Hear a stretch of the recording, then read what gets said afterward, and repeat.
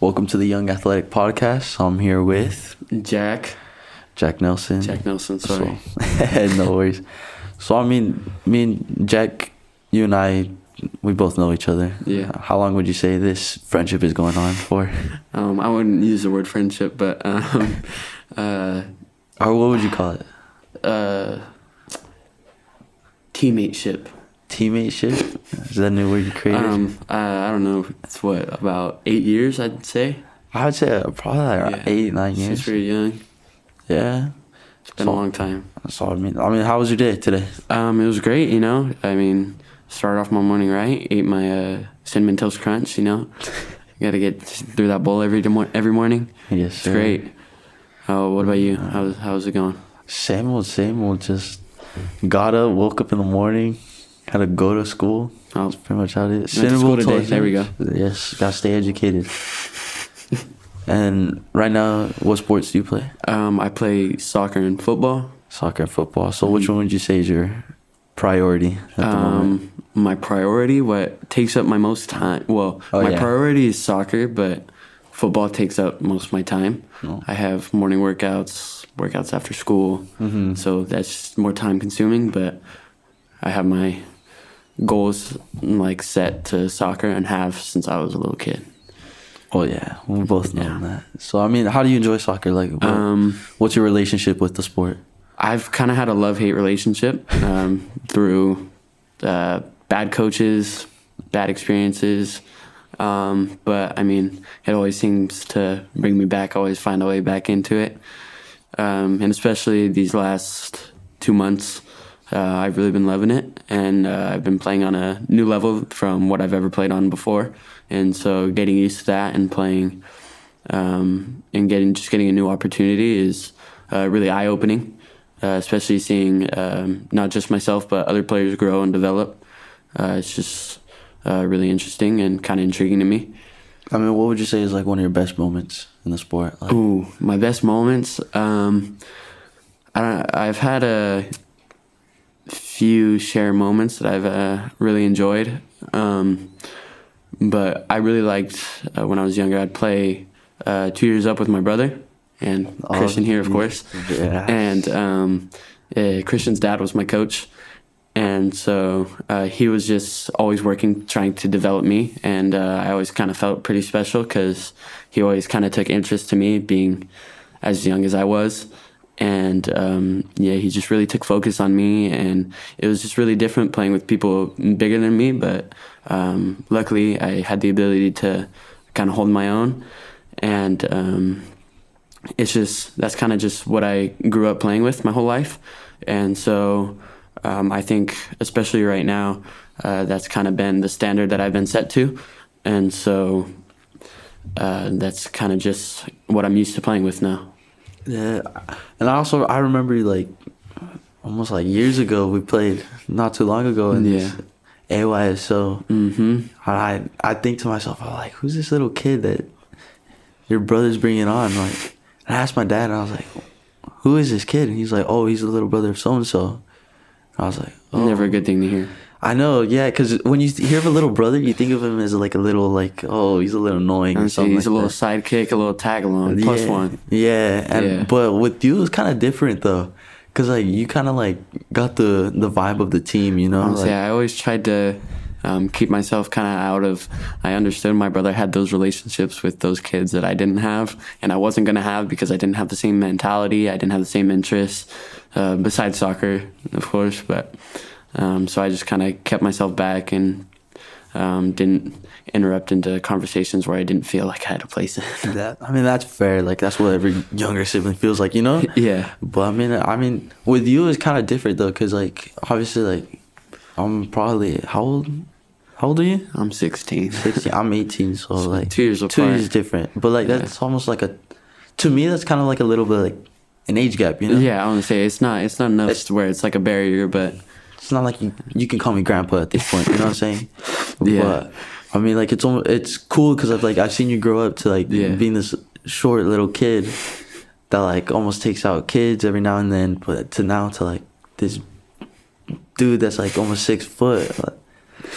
Yeah. So, you know what I'm saying? So it was cool. It was cool, like seeing you grow up. You know what I'm saying? Because I mean, obviously, like you've always been there, around there somehow. I was saying, whenever you thought I was gone, I always came back. Literally, you're like you're almost, no offense, but you're like almost like a little cockroach, you know? Like you always seem to like get hurt in some sort of way, but then also you come back like nothing, you know? Yep. But I mean, it's kind of like a good trait. It's a good trait, you know? Because like sometimes people call me like I have that cockroach blood, you know? Like I get hurt, like you may think like I might cry in the moment, but then after that, like I'll come back and be like, no, I'm here to play, good. And like back I'm good. better than ever. Like our dads would say, like you just walk it off. Exactly. You know, I remember my dad would always tell me and you that. Oh yeah, walk it off, whatever it was. I remember when we were playing in a Simi Valley tournament, and there was a kid. He was a center back, and he was quite. He was quite big. Tall, yeah. He was quite big, and he kind of laid down the law on me. And I wasn't that big. I was probably a solid 4'10" at the time, and he kind of put me in my place, let me know that I wasn't. I do remember that. On his level. Yeah. And I kind of went off to the sideline, had my little fit, I guess, and even though I was hurt and bad, your dad told me to walk it off. I'm pretty sure he subbed me on 5 minutes later. And we almost made a comeback that game. I'm pretty sure that was the final, wasn't it? Yeah, it was. It was almost green team. Final. Yeah. Yeah. That was an interesting game. I would say that was probably like one of your most like dignifying games or like season. Like, that season really built character for me. I think it kind of set the tone for where I'm at now. And I mean, kind of how I played the whole time. Well, when I was growing up, it was just all kind of the same thing. Is I would play a season where I was, and especially most recently, like coming into my freshman year, I was playing with the club.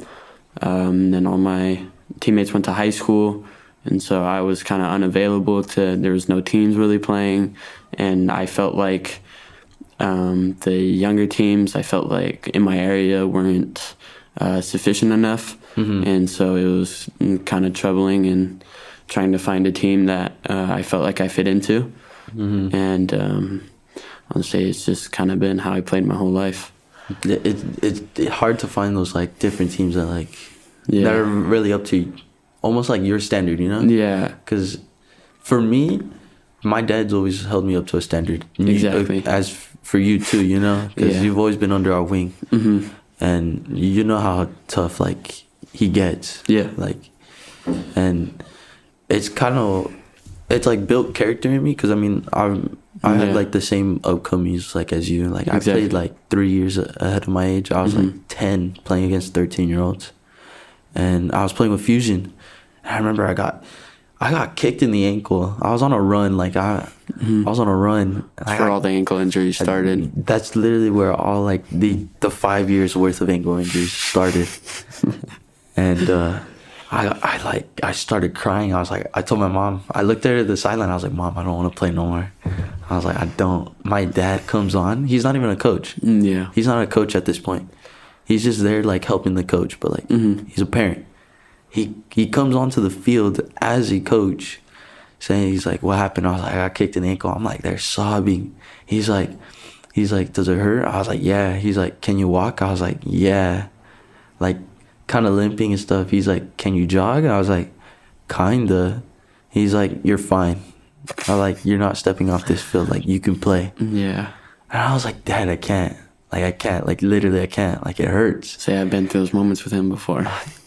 Like, but you know what? It builds character. I want to say it brought me to where I am today. Yeah, because there's different times to where you gotta dignify whether you gotta quit or you gotta push through. You know what I'm saying? Because I mean, I would say, especially when I was little, I used to get a little bit fed up with like I got stepped on, I'd tear up. I got pushed, I'd tear up.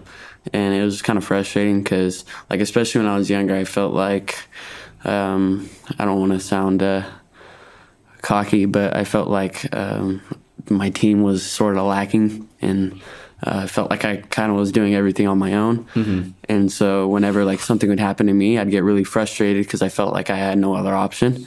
And like I didn't want to take it out on my teammates because it wasn't their fault. But at that age, I kind of felt like it was their fault.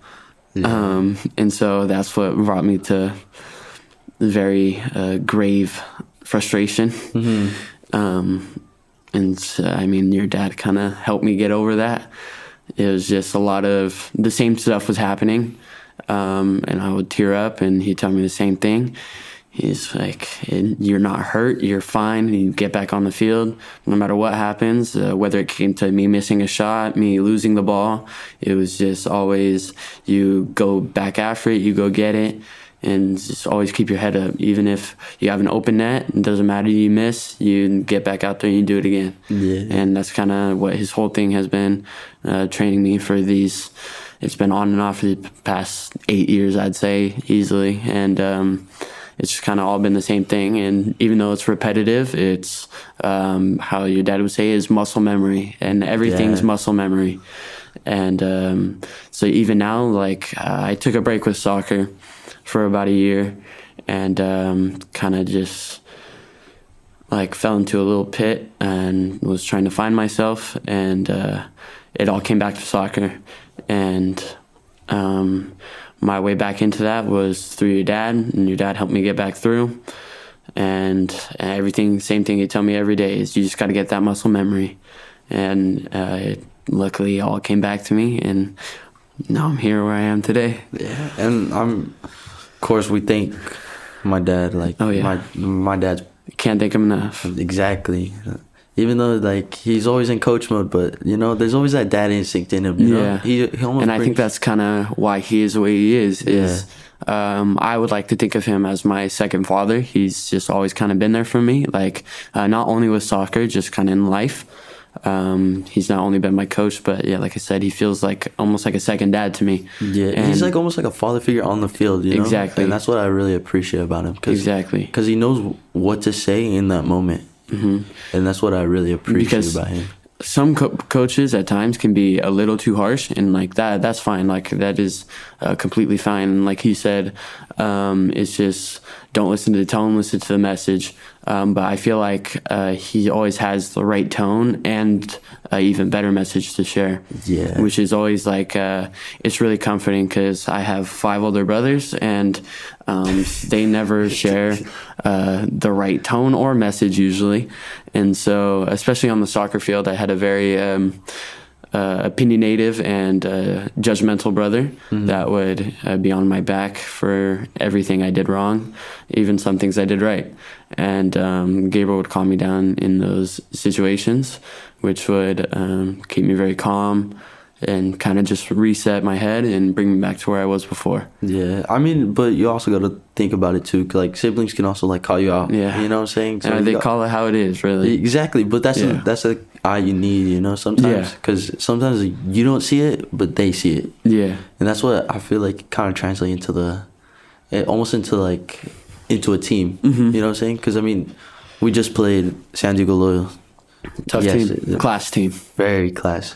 And to me, it was almost like I wouldn't say it was a mess, but it was more or less, it was a lack of communication from our team, especially. I think it was an eye opener for sure. It kind of set the standard for what the weeks to come will be, and definitely set the standard for what our trainings are going to be.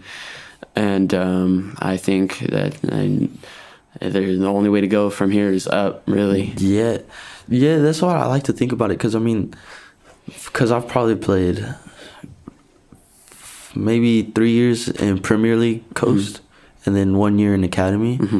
And the levels from Premier Coast League and the jump to Academy is completely different, you know what I'm saying? And, like, you can obviously tell because, I mean, what was the highest division you played? I would say I made a big jump from the highest I had played before was Silver Elite in the CSL, Coast Soccer League. And so that's, if you do the jumps, that's 1, 2, 3 leagues. But I wouldn't like to use the word 3 leagues because the difference between Premier and USL is it's a whole new realm. Like, you can't really compare the two. It's just a whole different game. Yeah, and especially the speed of play, we saw that on that was yesterday night, and we saw that it was just touch and move, and you just kind of have to know the game, know your teammates, and most importantly, put your trust in them. Yeah, and that's really all it was. Yeah, and I know you didn't get much game time, but could you see like what was going on the field? Like, can you compare it? Like, because you can compare both teams, you know what I'm saying? Yeah. Because one team obviously did it correctly, and the other was lacking in it. Yeah. But I mean, there's also some things that I can point out that we did a little bit more sufficient. Yeah. Than San Diego, because I can say that our pressuring was a lot better than theirs in the first half. Yeah. Second half, we just, as what our goalkeeper said, our heads were just, the energy wasn't there because we were probably like 2-1 down, 3-1. 3-1.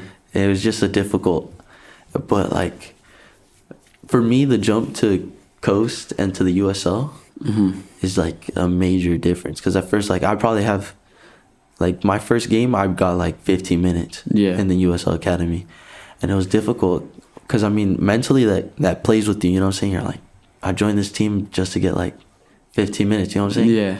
But, as I can tell you, the work rate has to be there, you know what I'm saying? Yeah. Like, you have to keep on working. And when it comes to the USL, it's just a whole different realm, like you said. Yeah. And, like, this is where, like, actual, like, the 1% players, this is where, it's, like, players are born, you know? This is where like they work, they put in the blood, sweat, and tears. It's all there, you know. Yeah. It's all there for the grabbing. It just matters on how much you want it. I'm saying I think San Diego Loyal set a great example of that. They set a great standard. Especially they were closing us down, and it was kind of not like we took an unfortunate loss, but it was kind of nice because it showed us that there's teams out there that are definitely better than us, but it shows us what we need to work on. It really sets a bar, you know. Yeah, and most people think they can play well under pressure, but I mean, it proved to us last night that under pressure it was kind of a mess. It was an organized mess, though. Yeah, we didn't look out of place. It was all just kind of. I feel like it was just the tempo. Yeah, the tempo wasn't there for us. Yeah, I wouldn't say it was a scramble, but it was. We were just kind of figuring out where we needed to be, and how we would play to get where we needed to be. And honestly, like I said, I didn't get too many minutes. I played about the last 35. For my first game, that's... I don't know. How was it? Like, tell me your experience. Yeah, it's more than sufficient. So I came on in the last 35, and it being my first USL and, mind you, academy game, and it's in a college stadium, which is really cool and amazing to have the opportunity to play there. It was pretty nerve-wracking, to be honest. Like, can you run me through the whole day? Like, what was your day like? The whole time I was at school, all I was thinking about was getting to that field and imagining how I was going to play. And I think that's the most important part of playing is imagining how you're going to play and really painting the picture of how solid you're going to be that day. And that's all I was thinking about throughout the day. Even when I got to our school locker room, I had my uniform on, went to go watch film for football, and I had my uniform on, I was ready. And I was just waiting for the time to come where my brother was going to come pick me up and drop me off. And I was just kind of like really giddy and happy. And once I got to the college, it was just, it all kind of set in. And then once I started suiting up, it all kept getting more real and more real and more real. And then during warm-ups, it was just pure adrenaline. There was no nerves. There was nothing. It was just all adrenaline. And come game time, I mean, I sat out the first half. But when I finally got that call to warm up, I was really excited. And luckily, no nerves. There was a little nerves, but I mean, nerves are good to some extent. And I think that really helped me go onto the field, and the adrenaline and a balance of nerves really helped me keep composure on the ball. And luckily I didn't make hardly any mistakes. I think I went through one mistake of the night, and then I kind of shaped myself throughout the rest of the night over that one mistake, kind of telling myself I'm not going to do that again. And like, it's really leave it all on the field. It's all or nothing. It's only mine to lose. And that's really how I just feel about this is this opportunity. I was lucky enough to be called out to play. And it's all just been an amazing opportunity. And it's, like I said, it's just mine to lose. And so it just depends on the work I put in, my work ethic, and my attitude, most importantly. Yeah. And I think as of right now, I'm in the right state of mind, and like we said before, it's only up from here. Yeah, and that's what I feel like too, because it's also a mental game too. Like, yeah, soccer's all mental. It's not just physical skill. It's mentally, because I mean, at points of the game, I was feeling the mental game a little bit. I was a little bit flustered because I was gonna say that comes with when we ended the first half at 3-1, and as much as I'd like to say we deserved the first goal, it was kind of a gimme goal, and but I feel like at that moment we felt like we deserved that goal, and it was kind of coming to us. We were pressuring, and then I think we just kind of lost it from there. Yeah, I felt like the first goal was almost like, to me personally, it was almost like a bad omen. Because, I mean, at first, like, we pressured well. Like, don't get me wrong. We pressured well. We got them. We kept them purely off our half. Made them play back to their goalkeeper multiple times. Yeah. But, like, I felt like we didn't keep our composure from then. And that's where it just kind of went all downhill. Yeah, I think we got too excited. I felt like too excited on that goal, especially a goal that that early too. I want to say, and a goal that we barely contributed to. Yeah, and I think we just all kind of went into the mindset that we need to score more, rather than preparing ourselves for what the team had coming for us, especially with the standard that they play at and the standard that they set themselves to. It was just kind of, I think it kind of hit us hard and shocked us all, because they came out after that goal and they kind of, like to say, pummeled us. Yeah. It was kind of rough. Yeah. I mean, that's a game of football. Yep. You know, there's the beauty of the game is there's always two halves. Yeah. You know, and anything can happen. And obviously it wasn't in our favor, but yeah, I mean, to me personally, I feel like there's a lot of potential to this team. That we're on. Because, I mean, we're like, it's a good bunch of guys, you know? Like, we all have experience in the there's game. Some real potential, too. Yeah. I mean, what made you love the sport? Like, I mean, it all started, I asked my mom. I was 7 years old, and I asked my mom. I saw there was a big banner that I saw on my way home from school one day, and it said AYSO, come register. And I had gone home and I asked my mom, I was like, can I play soccer?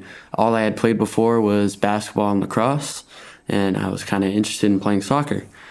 And my mom said absolutely, and I just kind of fell in love with it. I picked up a natural ability, luckily, to play. And I think that's where my love for the game really started to stem out. And my ability allowed me to play on the local All-Stars teams. And that really opened the horizon for what was to come. And that's how I met Christian, was through those All-Stars teams. And I would say that's really how it all started. And my love for the game has only grown from there.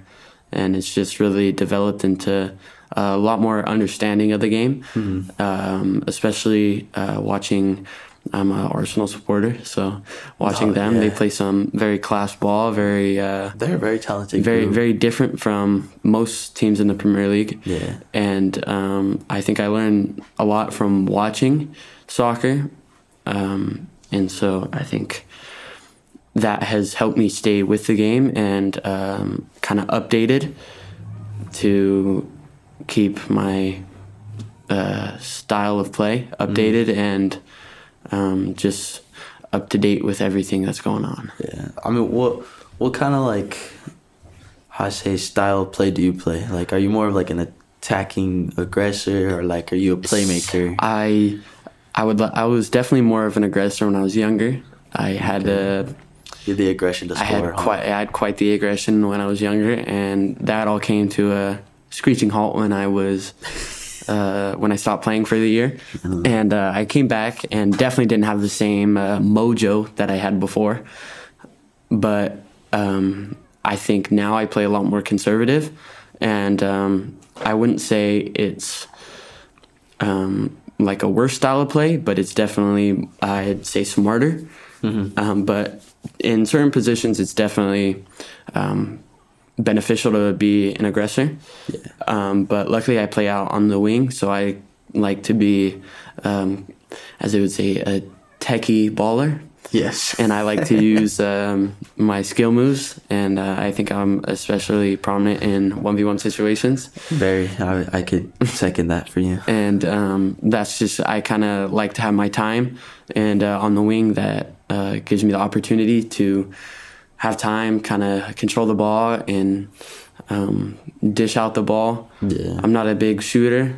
The only time I really step up to shots is free kicks. Other than that, I probably have rare shots, unless I'm in the right position, like coming down the right wing, and just get a ball played to the middle. That's just about all that I scored in the past couple of years, is just balls coming to the middle. But yeah, no, I just like having time on the wing and just kind of letting my play style, it's just kind of very fluid. I would like to compare myself. This is going to be a crazy comparison. I would like to compare my play style to like how Neymar plays. Not necessarily as flashy, but kind of calm, cool, and collected on the ball, but can explode and still has that tech in him. Yeah. So has that tech. Neymar is a very good example of that, actually. Because he's a very explosive player, but also he always knows how to keep the ball. Exactly. Kind of play at his own pace and slow it down when he has to. And I feel like as wingers, too, because we're both wingers and midfielders. And I feel like it's kind of almost like we got to dignify. Sometimes at points, we got to dignify what the tempo is going to be at the game, you know? Especially on the attack. And like I sometimes play the 10. And so from there, you control everything from the attack. Especially if you're playing a formation with two center mids and you're playing the 10 by yourself, you control the three players that are up top and how fast they play. You get to hold off the play, or you can attack very fast. And that's what I like playing at the 10. But I also like playing on the wing with a great and controlled 10 like yourself. I mean, I try to be a controlled 10. I feel like, because, well, we know this. I wasn't really a midfielder at the start. I was a defender. Yeah. I was always the one to keep the ball out of the goal. Yeah. And then after that, my dad, like, molded this. I think it was more, I like to say, like, your play style fit. Like, you kind of played center back when you had to, but your play style was still as a center mid, and it slowly, so I would say you played at center back like a 6. Yeah, holding, yeah. Yeah, but your playing style just slowly started getting more attacking and attacking, especially with our high school season. Our coach liked to play you on the wing, which I think really boosted that attacking mentality in you, and which I think had a big part in you now playing the 10 and the wing. It was kind of difficult, though, because, I mean, not as much as for, like, high school, you know? Yeah. But it's also kind of hard because sometimes I feel like I can dictate a little bit better than the midfielder that was playing the 10 at that spot. Yeah, I agree. But I mean, like, he dished out really good balls. Like, don't get me wrong, he was an absolute. He was an athlete for sure. Yeah, nah, you can tell that he's put in that work, you know. Yeah. And that's what I like to see out of players, because, you know, like, everybody has their own development path, and I think some definitely take longer than others. Yeah. And especially, like, people have big position changes. I mean, you coming from a center back to a right winger, I think we're talking about the same person, came from a striker to came down to a cam, which is close in position, but I think two way different players. Yeah. Strikers more.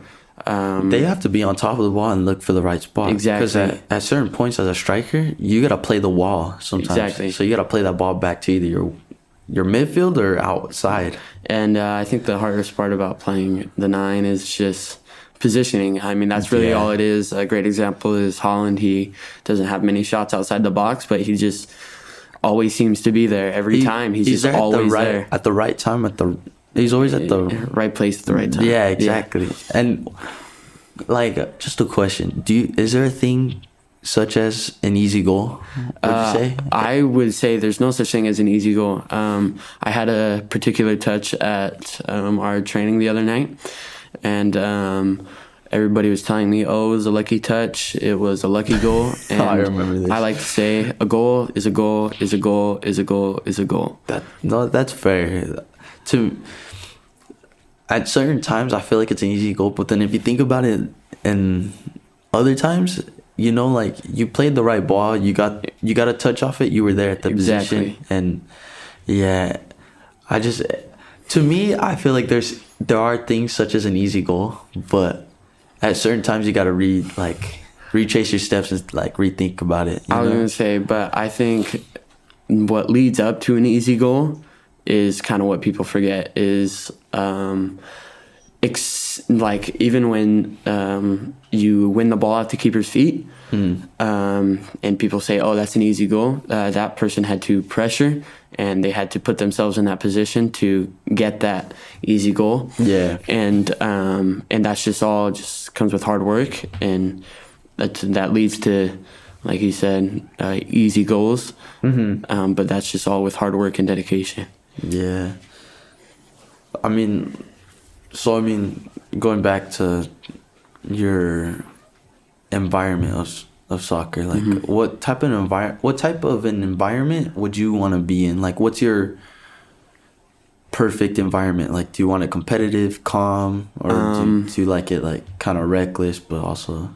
See, I would like to say I like kind of a mix of all those things, and I think as teammates we should bring out the competitive spirits in each other, especially with the size of team that we have currently. We're all kind of still, it's a newly constructed team, and so we're still in the building process, and so people are fighting for spots, figuring out where they're playing. And as far as reckless, I think there's a time to be reckless and kind of show that you can have that instinct in yourself, but there's also time to be calm. And but I think being competitive is kind of always a thought that you should have, is you should never really give up. 3-0 up, 6-0 up. Yeah, I just don't think that there's ever really a time to stop, even though it may feel like it. There's just not really a time where you should let off the gas. And I think your dad has helped me put that through my head. And playing under him for the past couple of years has really helped me with that, because his whole thing is just don't stop, don't stop, don't stop. And all my fusion coaches have taught me that very well. And they believe Pat was a great coach. Love that guy. Honestly. That was honestly, I would say, my prime years. I would say yours too, because you showcased a lot. Because, I mean, there's a time we played center back together, and we were not the required type to play center back. We were both very short. We were both small, and we were playing against taller guys that are like they're 2 years older than us. They're fully developed, and as we said back in the day, we would say these like we're playing against grown men, and I think that's a understatement, especially looking at the players I'm playing against now. Yeah. But it was a whole different game because we were both very short, and but you know what though, like I don't think, because some people tell me like size doesn't really matter. It's you can make up for it in any other things, because like obviously size can play a big role, but I mean that doesn't dignify, because how do you play soccer?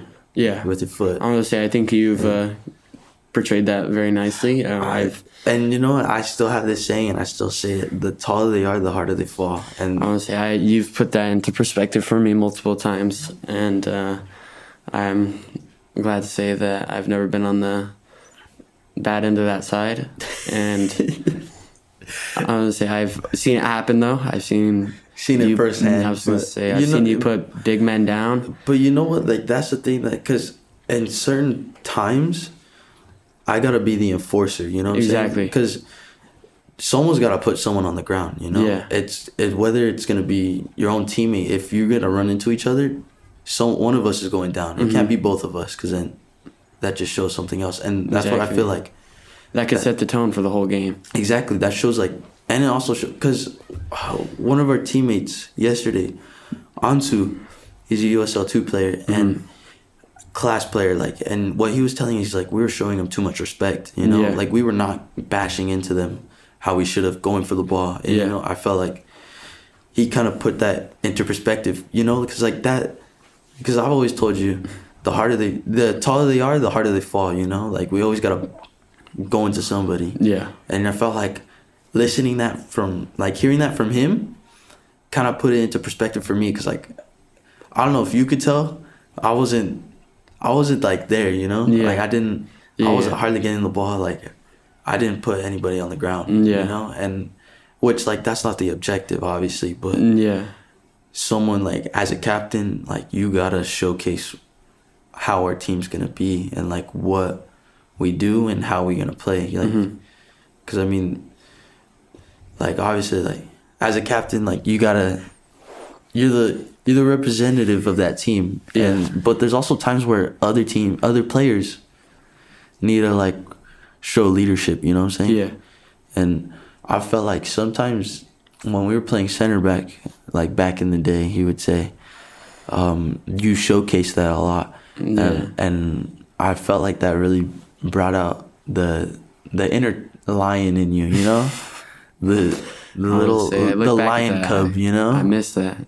You know, but that's what I feel like, because Pat and my dad, Coach Gabriel, absolutely had a big role in that, because, you know, like, they put a lot of trust in us, especially putting the two smallest kids at center back. The back. But you know what though? Like that shows how much trust they had in us, and that shows how further we've gone. And they kind of relied on us to control the game, especially me. I was younger, and I was just kind of following your role, and it was just it was a new experience for me. Especially that was my only time playing center back. Yeah, and that just kind of helped me build on what I am today. And even though my playing style has completely changed from what it used to be, I think I blame that mostly on my growth spurt. I grew 2 feet since then, so that's true. I would say it's a lot different now. My legs are a lot longer, and so I have to play on the ball a little bit differently.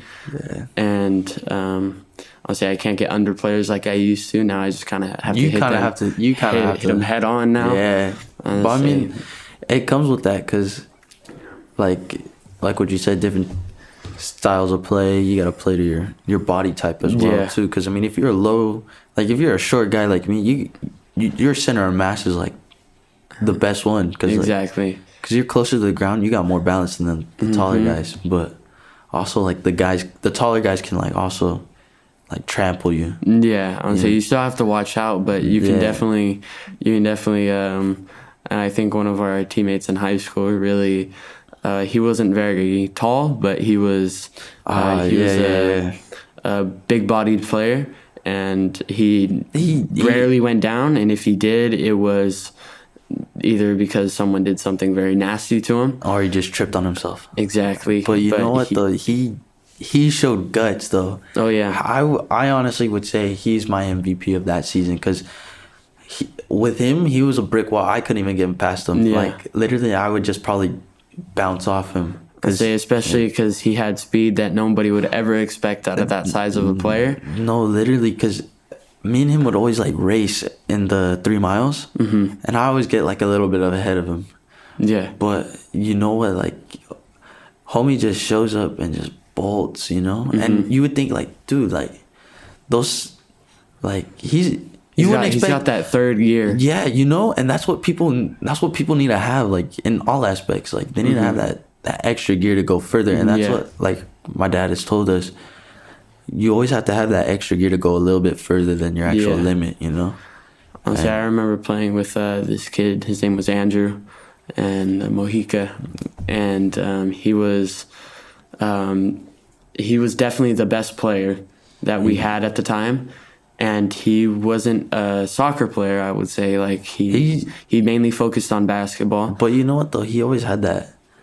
He had that grit to play. I felt like he should have been a soccer player still to this day. I honestly thought he should have, because he was an absolute class player. Like, he was on the ball. He was the definition of having that 30 gear. You would always think he topped out at his speed, but he would always just keep going and going and going. He would bolt. And I was saying that, and my brother was the same way. My brother was he was pretty quick, and back to what we were saying, reckless. He was very reckless in whatever he did. Kind of went into challenges not thinking and without regard for the player or the ball. He just kind of saw what he saw, tunnel vision, and went for whatever he saw. Yeah, I remember this one time we played. It was at one of the tournaments. I don't think you were playing with us yet. But we were playing, and it was against Fillmore, the Fillmore All-Stars. Yeah. And we were winning, like, I would say probably, I don't know, we were winning by a lot. I would say against Fillmore All-Stars, I was playing with the younger team, so I was not with you guys then. No. But we were playing, and I remember we were winning by, like, a good chunk. Like, they couldn't catch up. It was the end of the game. Our keeper threw him the ball. Yeah. And I don't know what came to mind, but another player was going to challenge. He runs to it. Obviously, got a challenge for the ball up there. He knees the ball, and it goes back into our net. And I'm all thinking, like, what the heck?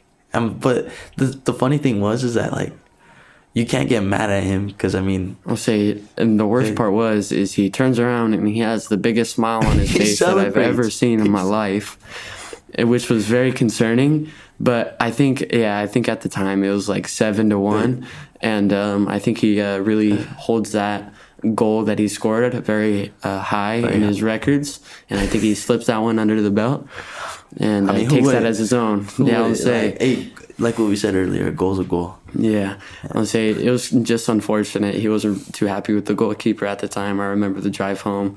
The goalkeeper wasn't the fastest of all players, and so he wasn't able to get back to the ball. It was a good ball, though. To be fair, he lobbed him. Yeah, he placed that ball back of the net. Yeah, he did. But you know, it was fair game. You know, I'd slip that one under my belt too if I had to. I think one of my favorite goals that I had to slip under my belt was Fusion Beach tournament. It was my first year ever playing beach soccer, and it was just a completely new experience for me. And I was playing with Christian and my brother. Oh, yeah. And it was kind of the same situation as now. It was a new team, kind of just all new players. And we weren't primarily I wouldn't even say primarily, we weren't a beach soccer team. No, I feel like it's new to everybody. Not a lot of teams do it. I would say most teams don't train for it. Yeah. And we came across, I remember our first game was the toughest game. We played like this team from Europe or something. Yeah, that team traveled. And they like San Diego Loyal did to us. They set the tone for the rest of the tournament. and we came across. I believe it was AYSO United in our final game. That would dignify whether we went into the next round. Yeah, and we were tied up in the last minutes. I still thought till about a year ago that my goal was to tie the game rather than win the game. But Christian cleared the ball from our goal up to me, and I just kind of leaped up and hit a bicycle kick into the back right corner. And Christian's mom was very happy and celebrated very loudly, which I really appreciated. And his parents and his sister were always very supportive of me, and felt like they were always one of my biggest supporters. And that goal just has always stuck with me, really.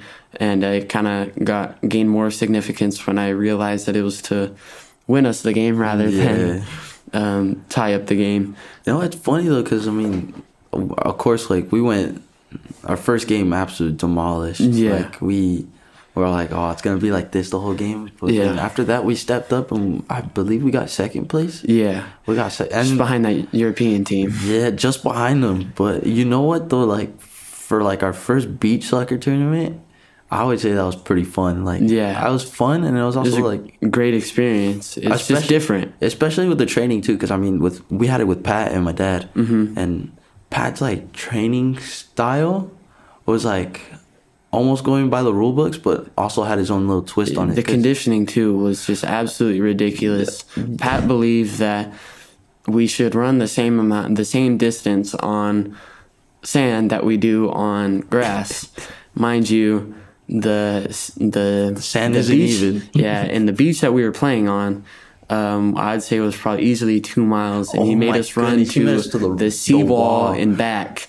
That was probably one of the worst, especially because that wasn't coming into like from soccer season. That was straight. That was right into soccer season. Yeah. So that was the beginning of our conditioning, which was terrible. But you know what though? It got us conditioned because great conditioning. Because from going from that beach soccer tournament to the beach conditioning, we went into the league, and how we did, we made it to like, I don't know how we did. I think we got like mid-table, probably close to podium. But we did pretty well against that, especially going into the league with like a new team, you know? Yeah. And I remember at the time I was probably I was in the best shape of my life. I was playing with dude, I bet all of us were. I was playing with the local team, and I remember going home. I went from beach tournaments to right after, and then I'd go to a normal soccer game, and it was just a crazy experience. And I think that really just solidified and helped build up my love for the game. It's just been amazing. It's been so great. Yeah, I mean, what would you say one of the things that like inspires you? Just in any aspect, like. I was gonna say, I think what we've talked about the most and that has led me here is your dad has definitely inspired me the most. But other than that, I think it's just been, I just have always taken pride in what I do, and I really dislike being bad at things. And this is off topic, but I was at a pool party the other weekend, and I was slacklining. And I was terrible at slacklining, and I hate being bad at things. I very much dislike it, and I was very bad at it, and I just gave up, and I was done. But I like going into things thinking that I will be good at it, and so I try to put my head down and focus on the things that I'm good at, and I like to believe that soccer is one of those, and your dad kind of put that in my head that that's what I should continue doing and really put my head forward to. And I kind of give all thanks to him, and I think he's been the deciding factor of me playing soccer for sure. Seems like you kind of love my dad more than I do. Yeah, I think it's because he's not my dad, which is really which makes it a lot easier for me. Because don't get me wrong, my dad is very supportive of me. Yeah. I love your dad. Your dad's cool. But he's not a soccer guy, I would say. I also have a question. Would you say like you brought soccer into your household? Oh, absolutely. Like, was it just that was a untouched realm before I started playing. Me and my brother started playing at the same time, and before that, none of my brothers played. So we were originally from Idaho, and soccer wasn't really big over there. It was more lacrosse, like I said earlier. I played lacrosse growing up, and that's just what we grew up on. And we came to California, and we're just focused on soccer now. But my brother parted ways with soccer with an unfortunate injury. Oh yeah. He decided that it wasn't worth it. But luckily, I've made it through with minor injuries, knock on wood. And so I'm hoping to continue that, but it's getting harder, especially now at the speed and rate that I'm playing, especially with all my training.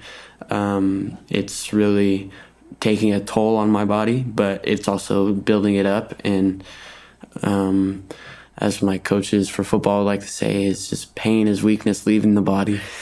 And so it's just really building me, and I think most importantly, building my character. Yeah. I mean, that's a good quote that your coaches say, because, I mean, if you think about it, pain does release something. Yeah.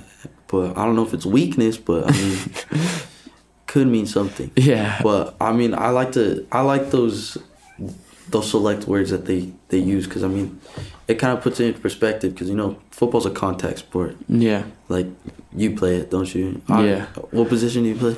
I was gonna say I'm not too involved in all the hitting stuff. I'm just the kicker, but my coaches have been dabbling me into the positions called H, which is just an inside receiver, which is short routes. So I don't run too far, but I just get off the line quick and try to make a difference with like simple 8-yard runs. So that's what I was doing just before I came to the podcast.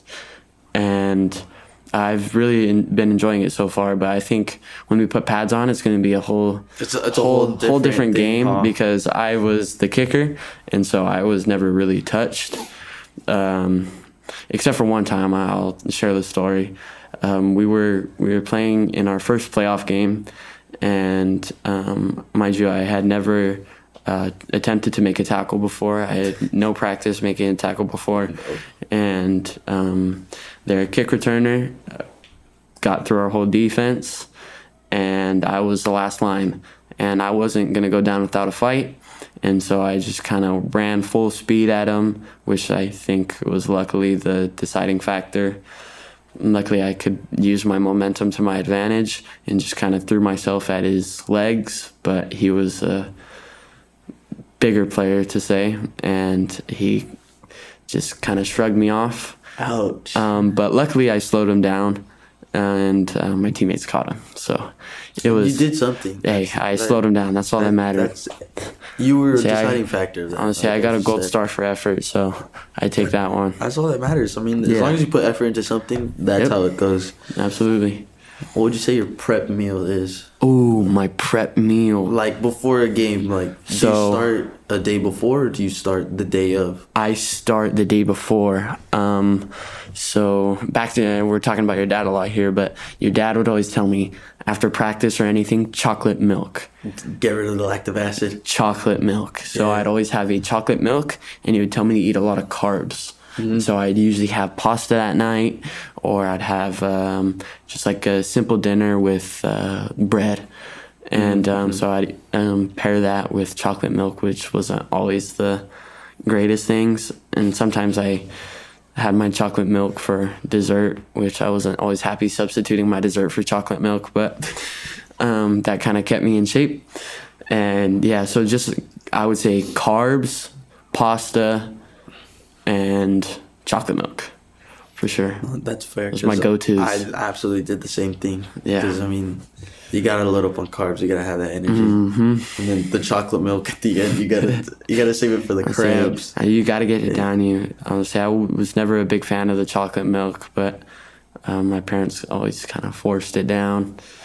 Sometimes you just got to take one for the team. But there's also substitutes, because, I mean, I've heard that football players take in mustard packets. Yeah, see, I think that's a myth. But that's my hatred for mustard speaking. You don't like mustard at all? I'm not a big fan. So that's what I started doing. I started like carrying like, I think it was like halfway into like high school season. I started carrying like little mustard packets. That's disgusting.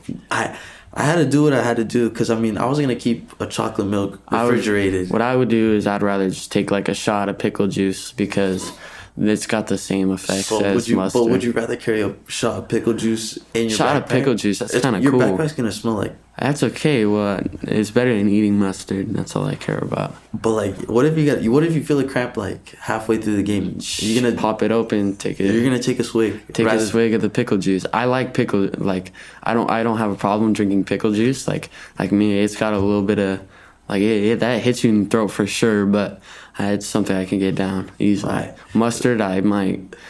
I will not have a good time getting that down. I don't think I can down pickle juice. Well, what are we talking here? Are we talking like a big shot, or are we talking we're talking just like a shot?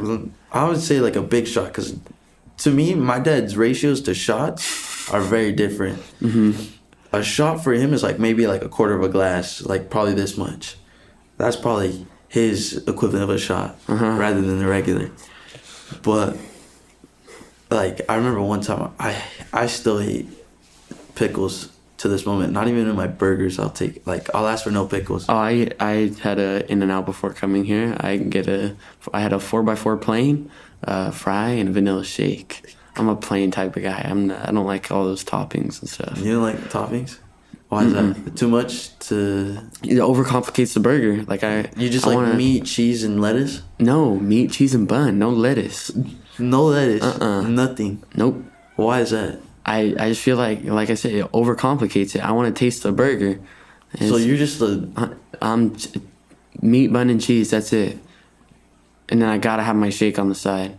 That's a first for me. It's amazing. It's fantastic. I can't do that because I remember when we came back to playoffs, we lost 1-0. Sad, but I remember we went to In-N-Out right after, and my go-to meal is a double with a single cheeseburger, with a strawberry milkshake with animal style fries. Why not just get a 3x3? Because I'm too lazy. See, what my brother says is the double is the perfect ratio of meat to bun.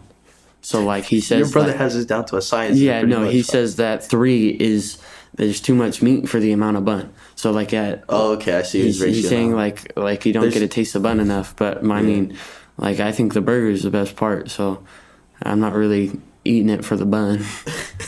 I'm eating it for the burger. No, that's fair. That's fair. I mean, I don't know. Now that I think about it, then I might have to try it. It's the same reason they call it a cheeseburger, not a cheese, lettuce, tomato spread burger. Fair enough. Yeah. I didn't know you had a science. I got it locked in. So you have it like checked out. It's science, yeah. All in here, huh? Mm-hmm. That's fair enough. I didn't know you had that to science. Yeah, definitely. So I mean, what's your mentality going into a game? Ooh, I think it kind of depends on the game. Because I would like to say I go into all games the same, but I don't. I would go into a playoff game a lot different than I would a regular season game, and I'd go into a league game a lot differently than a regular season game or a playoff game. And I think that just all comes with nerves, like I said before, and especially because I was not the captain of my past couple teams, and so I kind of didn't get to set the mood, the vibe for what our team was doing. And I think that plays a big part because I have a lot of energy, and I like to share that energy, but I wasn't really in a spot where I could or where I felt like I should be kind of leading out. And so I just kind of went with the flow of everybody else. So it kind of just depended on how my teammates were feeling. So if my teammates were coming out flat-footed and just kind of with their heads down, I was kind of the same way. Even though I'd like to say that I was different and I pushed through every time. I definitely get down on myself, which is not a good trait to have. And it's a really hard habit to break for sure. Yeah, I could second that. But I think I just try my hardest to get through that hump or whatever adversity has come upon me in that certain time, and I just think it all depends. Yeah. Well, I mean, thank you, Jack, for having this lovely Of course. conversation with me. Absolutely.